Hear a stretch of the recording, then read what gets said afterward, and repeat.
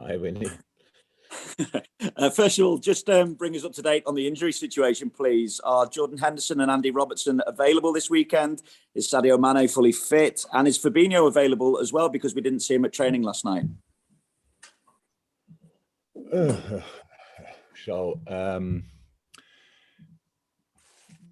Hendo and Robbo didn't train with the team yet. They did their recovery stuff, rehab stuff,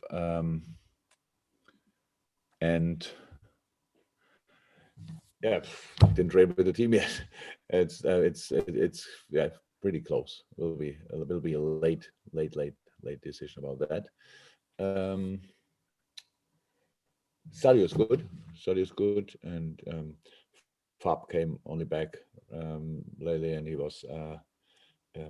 did recovery, and so I hope he can train today. That's the plan. Didn't hear yet anything different, but in the end, we all have to wait until tomorrow. And the fact that Arsenal can go above you in the table, what does that say about the importance of this game in terms of top four, but also in terms of the title race as well? Yeah, it says a lot. It's just a title race.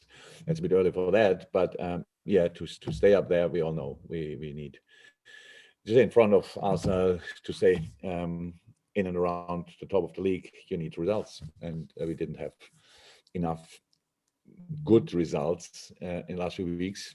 That's why the situation is like it is. And yes, we lost at West Ham. But even if we would have drawn there, the situation would not be massively different. Obviously, with a win, yes, but with the draw, not. So that's it. We know that we have to perform. We know we have to fight, and that's pretty much the most important information. Probably, we have to fight because Arsenal is a really good football team, but we are at Anfield, and we have to show that, and we have to make clear that's a massive difference for all teams and for us as well. So, and that's why. I'm really looking forward to it. It's a while ago that we played here. Now we have 3 home games in a row, but I said a while ago, and yeah, can't wait to start. That's Alex from PLP, and that's Juliet from the BBC. Alex and Sue. Hi, Jurgen. How are you? Hi, Alex. I'm good, thank you. Good. After those disappointing results in the league, would you say it was a good time for the international break to come, to reset and go again? Nope. I hate international breaks. Absolutely, no. And it didn't help from an injury point of view. So let me say like this: if we would have played the week after, not again immediately again 3 days later, our players for sure would have had, all players who had no games would have had 2 days off with their international, with the teams, with their national teams. They train pretty much through all this because the coaches want to have their own targets, own agenda, and they want to very often think that they have to do physical work with them as well. And no, I don't like it. And so it was not helpful. That was the question. I would have loved to play the weekend after. And Arsenal, bottom of the league at the start of the season, now just one place below you. What do you make of the way they've managed to totally transform their season?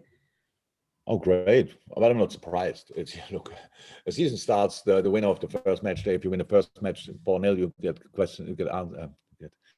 asked questions about can you win the league, stuff like this, and you think, oh my God, it's really early. If you lose the first game, then you are directly in the relegation battle. Obviously, with the quality of Arsenal, there was never a chance that they stay where they were at the beginning of the season, and so it was always clear they will come back. The way they came back is not normal because they are since then have an incredible run of results, and they are good. They are good. They know they were lucky in 1 or 2 games where it could have been different. All these kind of things. Crystal Palace played an incredible game against Arsenal, for example, and I think Arsenal equalized late, if I remembered right. And but these kind of things you need to get results together, and it's what they did. And they won a lot of games, and that's where they are. But we are not surprised that Arsenal is a really good football team, and but we have to make sure that nobody forgets that we are a really good football team as well. And we lost the last game, yes, that's true. But that is over long ago, if you want, 2 weeks ago. So now we have a chance to do better, and that's what we will try. Thanks, Alex. We'll go to Juliet from the BBC, and then we'll go to James from TalkSport. Hey, Jurgen. I'm not going to ask you about Steven and Aston Villa, but something he said yesterday about you, saying that if you signed a lifetime contract right now, he'd be happy, obviously, for Liverpool and for you yourself. I know last month you spoke about, you have 3 years left on your contract until 2024. Would you look beyond that if that contract offer was there? Wow. Wow. I thought Stevie said a lot of nice things and really smart things. And I watched the press conference. It was incredibly good and made sure. Let's talk about Aston Villa and Steven Gerard and not Liverpool and Steven Gerard. And now you make of this that question. I don't have to think about these kind of things in the moment, thank God, because we are in the middle of this season and that's all what we are focused on. And I really think I spoke often enough. No other manager gets asked that often about things what happened in 2.5 years or 3 years or 4 years. So at least I don't know.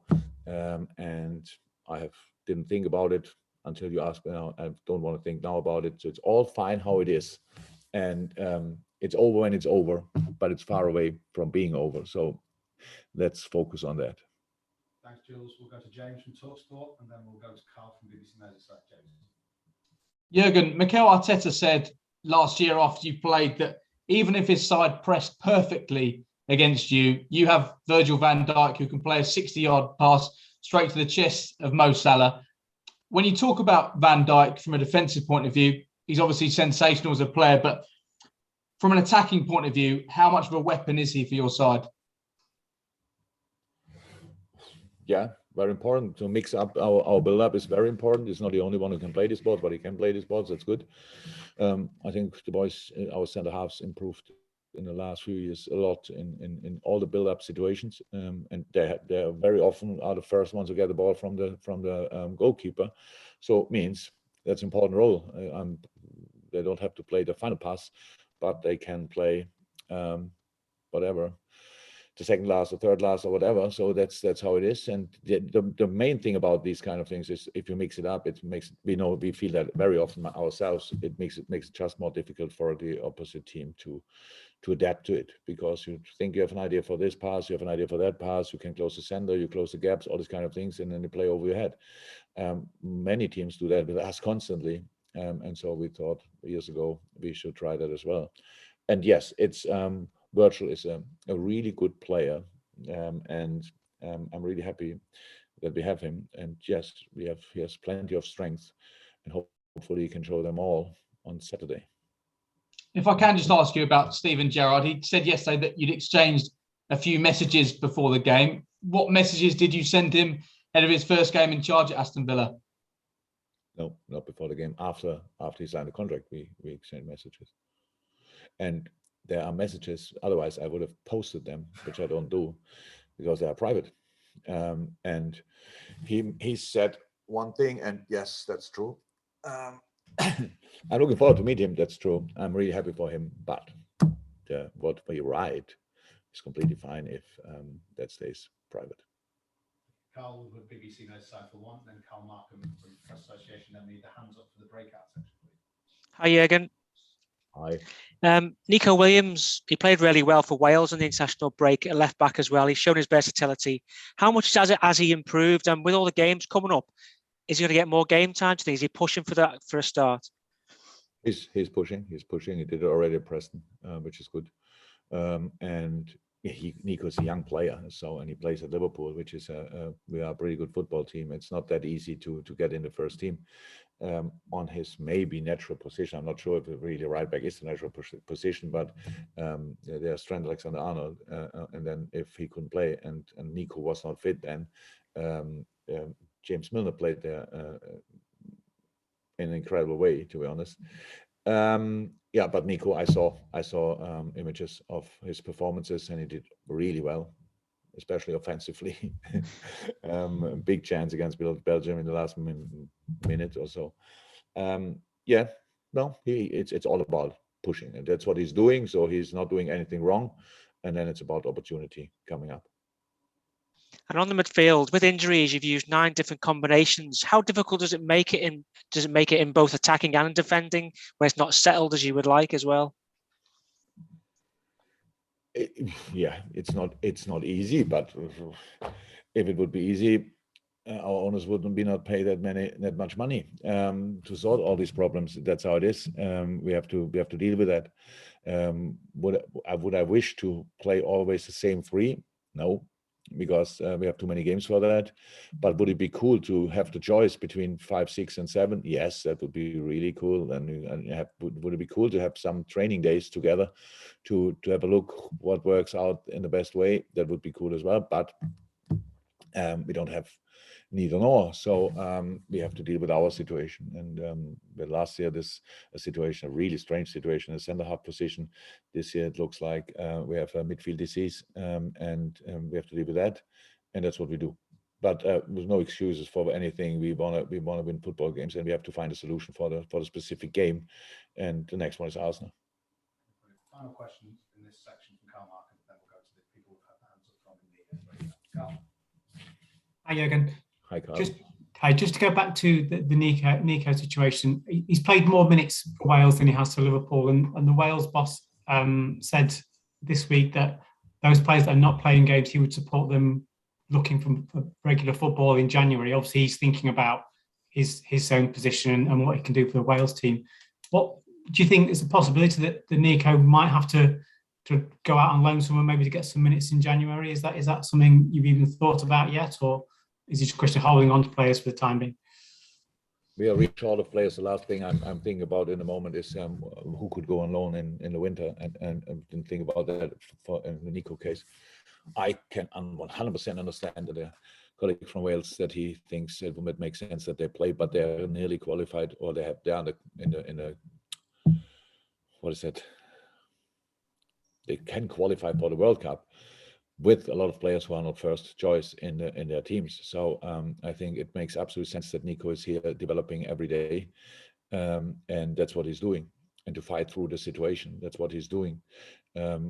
Just going on loan, and you never know where he will end up. On not Neco, but in general, a player, you have to, first and foremost, you have to make sure you fight where you are, because if you don't sort your problems where you are, you will carry them with you to the next club as well.